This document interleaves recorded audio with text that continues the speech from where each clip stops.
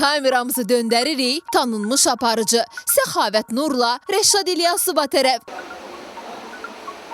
Tərəflər nə isə müzakirə edir. Səxavət danışır, Rəşad qulaq asır. Rəşad danışır, Səxavət dinləyir. Ara bir kofe ilə boğazlarını da yaşlayırlar. Elnarəni dəmir barmaqlıqlar arxasında yaxaladıq. Gözü iti olan Elnarə qulağında telefon elə hey kiminləsə danışır. Mikrofonumuzu ona yaxınlaşdırmışdıq ki, telefonda danışdığı şəxslə sağollaşdı. Yaxşıdan birazdan səni vuraram. İfaçı suallarımıza nədənsə türk dilində cavab verir. Evet. Dinliyorum sizi. Yaxşı, bəs sənə nə oldu? Doğma dilini nə tez unuttun? Unutmamışam, estağfurullah, niye unuduram ki? Tez-tez Türkiye ilə danışıram, sonra dildən dilə keçmək benim için zor oluyor, o yüzden. Türkiye tez-tez gedib gələn Elnarə elə orada yeni klipdə çəkdirib. Ha gülsəm, yesəm, səni öpsəm, mən bu işqə qoya bilərəm. Və yalnız o zaman uzağında qalamam, qaça-qaça sənə gələrəm. Əvvəlki klipindəki kimi bu klipi də göz qamaşdırdı. Sarılıb rəsimlərə, diləklər dilədim tez gəl deyə. Balaca boyunla sən mənimlə yarım. Telefondakı danışdığı şəxsi xəbər alırıq. Elnarənin isə rəqsanə yadına düşüb deyəsən. O bilər, mən bilərəm. Yar istər atar məni, o bilər, mən bilərəm. Axşam saat 23:45. Bu gördüyünüz qara cip müğənni Nuraya məxsusdur. Gecə vaxtı avtomobili restoranların birinin həyətində saxlayan Nuranın maşınının yanında gözətçi var. Nəhayət ki, Nura da görünür.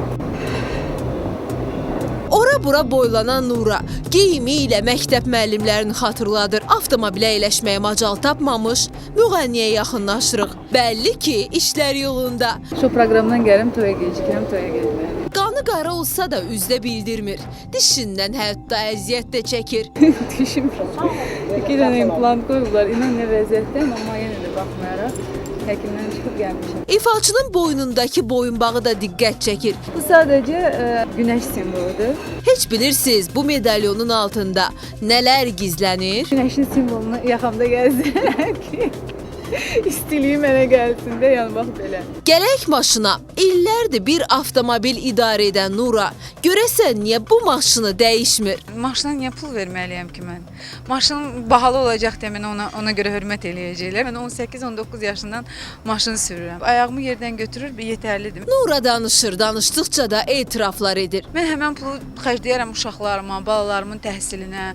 Yəni Londonda uşaq oturmaq min şükür Allah Taalaya. Hər adama da qismət olmur. Sən demə Nura qazancı ilə külfət saxlayır. Mənim evimdə şükürlər olsun millət çoxdur da, yəni işçilərim var, uşaqlardır, qardaşımdır, hamı bir evdə idi. 7 nəfər adam var bizim evdə hal-hazırda.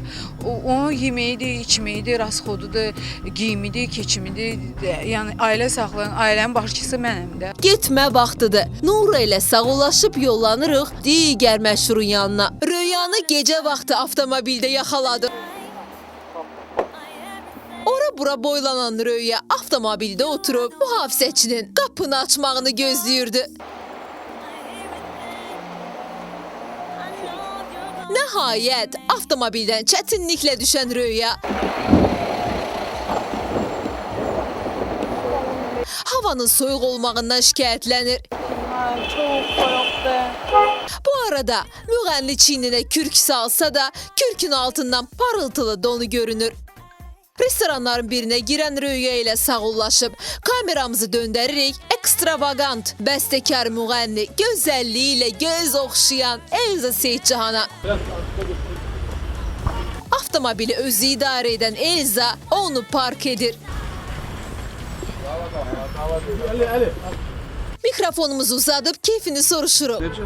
Yaxşı, siz necəsiniz? Bərbəzəkli Elza danışa-danışa ətirlənir. Toya gəlirəm. Gözəl sənət dostumuz, çox hörmət etdiyim şəxsiyyətinə, sənətinə.